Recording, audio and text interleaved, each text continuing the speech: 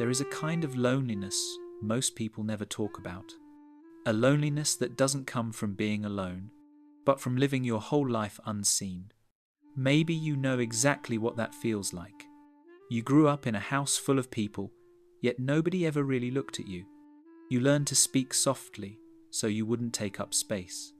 You learned to smile so no one would ask questions. You learned to disappear, not because you wanted to, but because it was safer that way. And here's the part no one tells you. That child who went invisible didn't grow out of it. They grew up. They became the adult who apologizes before speaking. The adult who shuts down when someone pays attention. The adult who always says, "I'm fine," even when something inside is screaming. This isn't shyness. This isn't introversion. This is the psychological imprint of a childhood where your feelings weren't mirrored, your voice wasn't heard, and your presence wasn't acknowledged. In the next few minutes, we're going to uncover the truth behind this invisible child, how they're formed, how they sabotage your adult relationships, and how to finally step back into the light. Because you weren't born invisible, you were trained to be, and it's time to undo that training. Let's begin.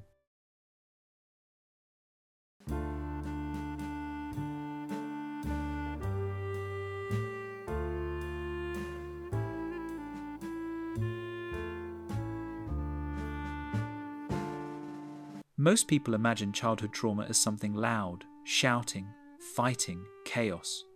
But for the invisible child, the wound was formed in a much quieter place. Maybe your home looked perfectly normal from the outside. Dinner was on the table. The lights were on. Everyone was fine, but no one looked up. Your mum came home exhausted, carrying the weight of a job that drained her. Your dad stayed glued to the news, the phone, the stress he never talked about. A sibling needed extra attention, acting out, struggling, demanding the emotional energy your parents barely had to begin with.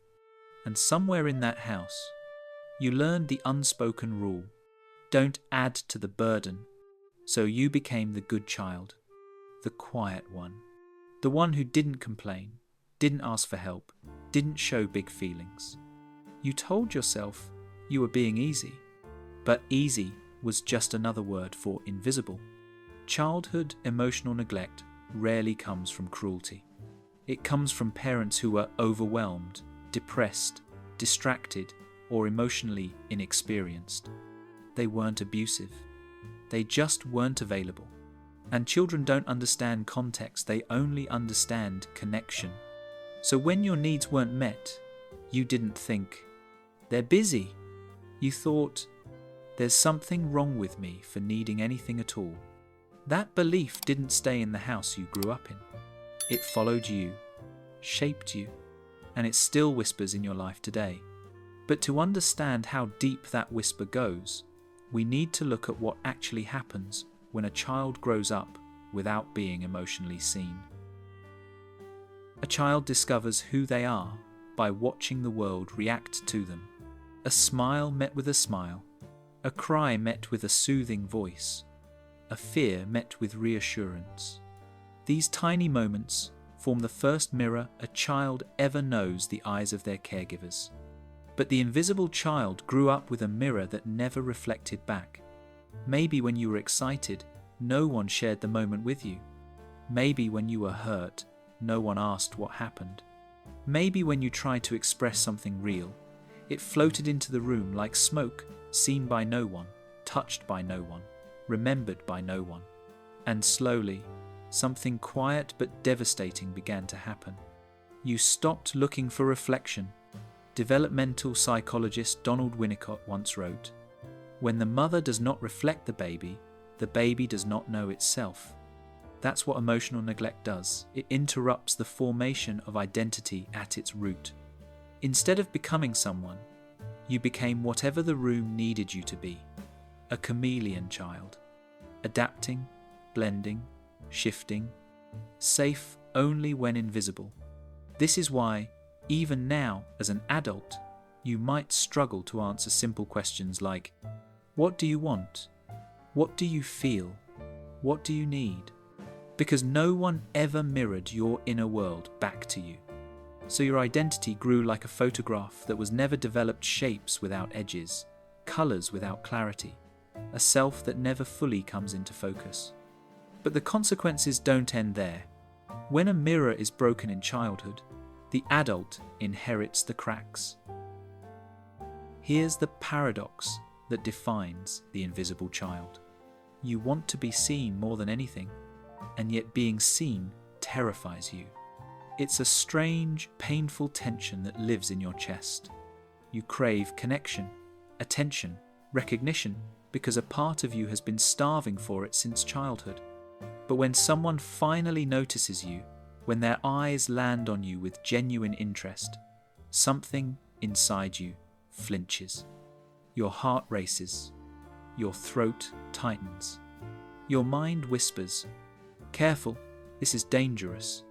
Why?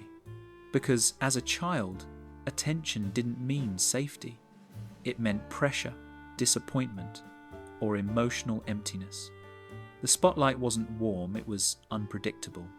So now, even as an adult, praise can feel like exposure. Affection can feel like interrogation. Closeness can feel like a trap. You long for intimacy, but your nervous system is wired for withdrawal. You hope someone will understand you, yet you instinctively hide the moment they get close. It's not because you're broken. It's because your earliest experiences taught you a painful equation. Seen equals vulnerable. Vulnerable equals hurt.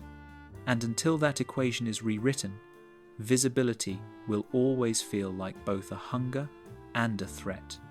But to understand how you learned this emotional ambivalence, we need to examine the defenses you built to survive it. When a child grows up unseen, they don't just cope, they engineer an entire psychological survival system, quiet, intelligent, and invisible to everyone around them. And these defenses were never random. They were perfectly logical responses to a world that didn't know how to hold your emotions. The first defense is intellectualization. You learned early that feelings weren't welcome, so you lived in your head instead. You analyzed instead of felt. You explained instead of expressed. It was safer to understand emotions than to actually experience them. The second defense is dissociation. Small moments at first spacing out, going numb, floating above your own reactions. Then it became a habit, a way of shutting down before anyone could dismiss or ridicule your inner world. The third defense is minimization. It wasn't that bad. They were just stressed. I'm probably overreacting. These sentences weren't truth, they were armor. If you declared your needs small enough, no one could blame you for having them. The fourth defense is compliance. You learned to keep the peace, read the room, adjust your volume, shrink your impact. You became easy, agreeable, low maintenance, not out of personality, but protection. These defenses kept you safe when you were young, but in adulthood, they keep you distant from others, from intimacy, and, most painfully, from yourself. And the cost of these defenses becomes unmistakable when we look at what happens next, the symptoms that shape nearly every adult relationship you have. When an invisible child grows up, the wounds don't vanish. They mature. They put on professional clothes. They enter relationships. They sit in office chairs and smile at parties. But underneath the functioning adulthood lies a pattern, 5 symptoms that quietly shape your entire emotional life. Symptom 1. Hyper-independence. I'll handle it. To the outside world, you look strong, capable, impressively self-sufficient. But internally, hyper-independence is just fear wearing confidence as a mask. You could be sick with a fever, but still refuse help. You move furniture alone. You never ask for a ride, a favour, or support, not even from people who love you. Why? Because somewhere in childhood, you learned a painful truth. Asking for help creates disappointment, and disappointment feels like rejection, so you do everything yourself, and you're exhausted. Symptom 2. The imposter syndrome of attention. Most people enjoy compliments. You feel exposed by them. Someone praises your work, and instead of pride, you feel panic. Someone likes you romantically, and instead of excitement, you start to withdraw. You worry. What if they realize I'm not as good as they think? Attention was never safe when you were young. So as an adult, it feels like a spotlight that reveals flaws, not beauty. Symptom 3. People-pleasing and hypervigilance. Growing up, reading the emotional weather of your home was survival. Now it's your default setting. You sense tension in someone's voice before they do. You apologize for things that aren't your fault. You adjust your tone, your preferences, your presence so subtly that people don't even notice it's happening. You become whatever makes the room comfortable. But every time you do, you disappear a little more. Hypervigilance is not empathy. It's anxiety dressed as kindness. Symptom 4. Alexithymia, not knowing what you feel. Emotional neglect doesn't just numb feelings, it scrambles them. Someone asks, "How are you?" You say, "I'm fine," because you genuinely don't know. Sadness feels like tiredness. Anxiety feels like stomach pain. Anger feels like guilt. Joy feels suspicious. Because no one mirrored your emotions as a child, you never developed an internal dictionary for them. So as an adult, you don't lack emotions, you lack access to them. Symptom 5. Passive suicidality, the desire to disappear. This is the quietest, most misunderstood symptom. You don't want to die, but sometimes you want everything to stop.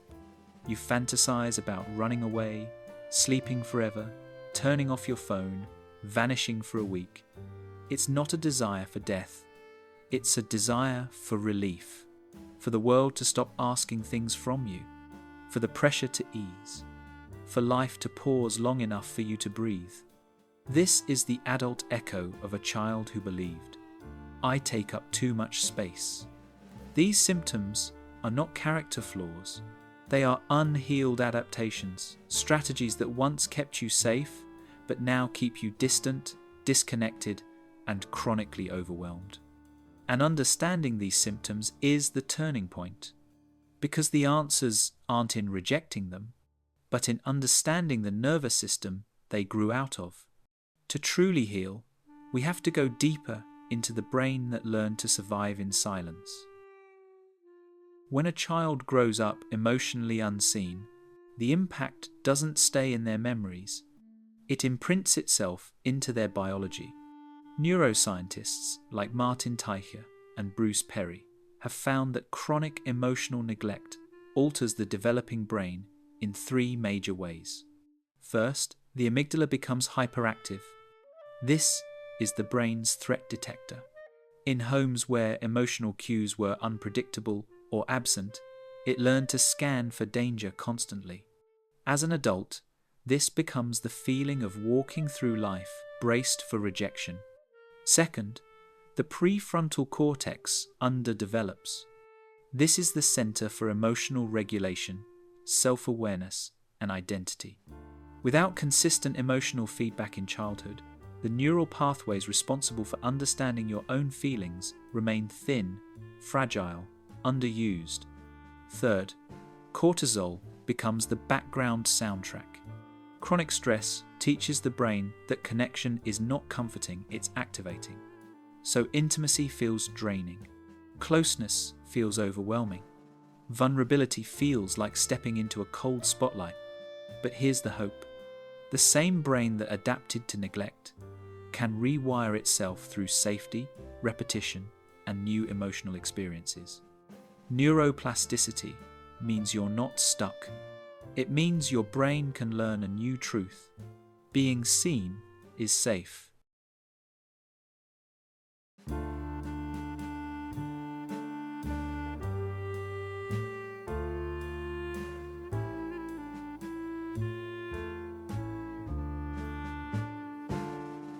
One of the deepest wounds of the invisible child is forgetting how to want.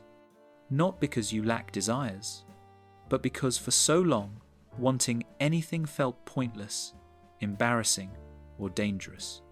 Reclaiming yourself begins with something surprisingly small. Permission. Permission to have preferences, to choose, to take up emotional space. Start with the tiny things. When you pick a meal, don't say, "I'm okay with anything." Ask yourself, what do I actually want today? When choosing a movie, don't defer out of habit. Pause. Check in. Let the answer surface. These micro wants matter. Desire isn't a luxury, it's identity in motion.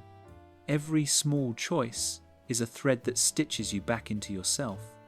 You can also create a preference journal. Write down textures you like, colours that feel comforting, music that softens your chest. For someone who grew up invisible, these simple recognitions become acts of rebellion and rebirth. Reclaiming desire is not about becoming demanding, it's about finally becoming real to yourself. Because when you remember what you want, you remember who you are. Healing the invisible child isn't about forcing yourself into visibility. It's about teaching your nervous system slowly, gently, consistently that being seen is safe. Here is a step-by-step protocol designed to rewire the patterns shaped in silence. Step 1. Grief acknowledgement. I see you now. Before anything changes, the child you were needs validation. Write a letter to your younger self. I'm sorry no one looked up. I'm sorry you had to shrink. But I see you now. This grief is not weakness. It's the unlocking of a door that's been shut for years. Step 2. Micro-wants practice relearning desire. Every day, choose 3 small things intentionally. Your breakfast, your route home, your evening activity. Not by default, not by accommodating, but by asking, what do I genuinely want? These tiny acts rebuild the neural pathway of selfhood. Step 3. Spotlight exposure, teaching your body safety. This step is not about dramatic leaps. It's about gentle, graded exposure. Say one sentence in a meeting. Share one honest feeling with a friend. Post one comment online. Your heart might race. Your throat might tighten. That's okay. Your body is learning a new language, visibility without threat. Step 4. Reparenting rituals, becoming the mirror you never had. Whisper to yourself at the end of the day, I hear you, I'm here. Practice placing a hand on your chest during stress, an anchor for your nervous system. Offer yourself the emotional reflection you were once denied. Step 5. Build your circle of safe mirrors. Healing doesn't happen alone. Find the people who listen when you speak, who soften when you share, who make room for your emotions. Let them reflect you gently, consistently, humanly. This protocol isn't about becoming loud. It's about becoming whole. A self that no longer hides because it finally knows it deserves to be seen. Somewhere inside you, the child who once learned to disappear is still waiting. Waiting for someone to finally turn toward them, to look them in the eyes, to say the words they were desperate to hear. You matter. Stay. Healing doesn't mean becoming louder. It means becoming visible to yourself. It means letting that forgotten child step out from behind the fogged glass, one small, brave breath at a time. And if this episode resonated with you even a little, I want you to do something simple but courageous. Write in the comments, I'm here. Let this be the moment you stop disappearing. And if you want a place where quiet hearts are understood, where we talk about the hidden parts of the human mind, consider subscribing. This channel is for you, for the ones who grew up unseen and are finally ready to come back into the light.